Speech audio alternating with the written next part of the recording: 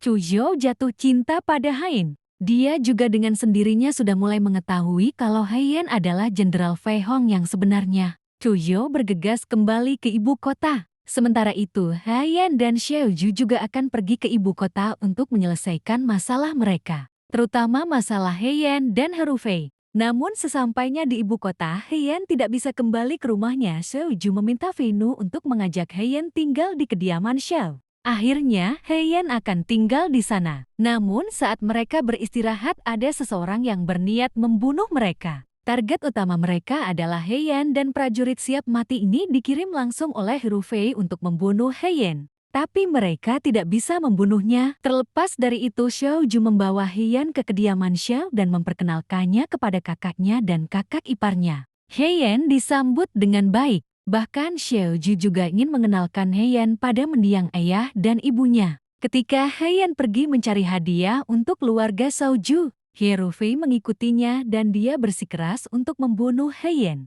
Tapi sayangnya gagal karena ada Chu Zhou dan Piting di dekat Haiyan. Tapi Herufei sangat licik, dia memanfaatkan kecemburuan Piting dengan memberitahunya kalau Haiyan adalah seorang wanita. Terlepas dari itu di sini, Haiyan mendapatkan informasi dari Yan Hai kalau dulu Xiao Ju sangat peduli dengan Herufei yang dulu. Dulu Xiao Ju yang mengajarkan teknik pedang Qinglang kepada Haiyan yang saat itu menyamar sebagai Herufei. Tak hanya itu, Xiao Ju juga meminjamkan cincin jempol untuk Haiyan. Di samping itu, saat Xiao Ju mengambilkan mantel untuk Haiyan, dia melihat kantong yang dikasih Haiyan dan di sini dia akhirnya melihat bahwa di dalam kantong itu ada bordir bulan. Xiao Ju akhirnya paham dari kata Haiyan menyukai bulan, tapi bulan tidak mengetahuinya. Karena bulan yang Haiyan suka adalah dia. Xiao Ju menyatakan cintanya dan memberitahu Haiyan bahwa sekarang bulan adalah milikmu. Xiao Ju juga mengatakan kalau kamu adalah orang pertama yang aku ajari pedang, orang pertama yang aku beri obat,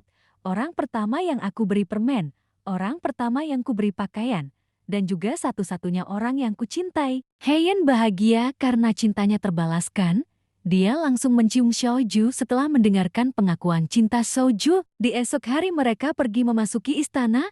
Disinilah Haiyan menantang Herufei bertarung pedang. Sehingga semua orang melihat pedang Qinglang ada di tangan Haiyan, bukan di tangan Jenderal Fei Hong. Xiao Ju benar-benar membantu Haiyan untuk merebut posisinya kembali. Sekarang Haiyan berhasil mengalahkan Herufei di hadapan Kaisar dan para pejabat. Kaisar sangat senang dan puas melihat Haiyan. Tapi Herufei tidak mau kalah, dia memanfaatkan Piting anak Chu Jingfu untuk membongkar identitas Haiyan kalau dia adalah seorang wanita. Semua orang meributkan hal ini, namun ternyata Kaisar sudah tahu karena Xiao Ju sudah mempersiapkan ini semua.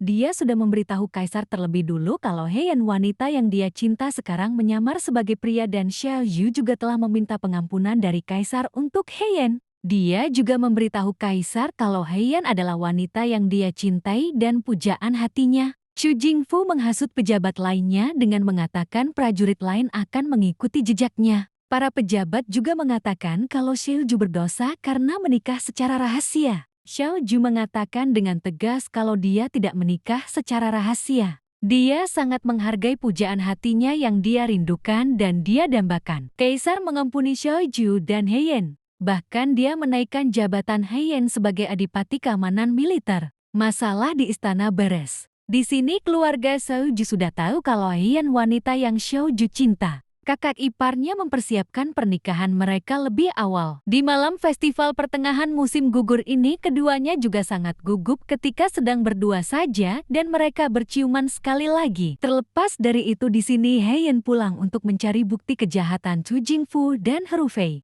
Sedangkan Xiao Ju pergi ke kediaman Chu Jingfu untuk pura-pura nebfatakan kalau Herufei yang bersalah, tujuannya untuk mengadu domba mereka.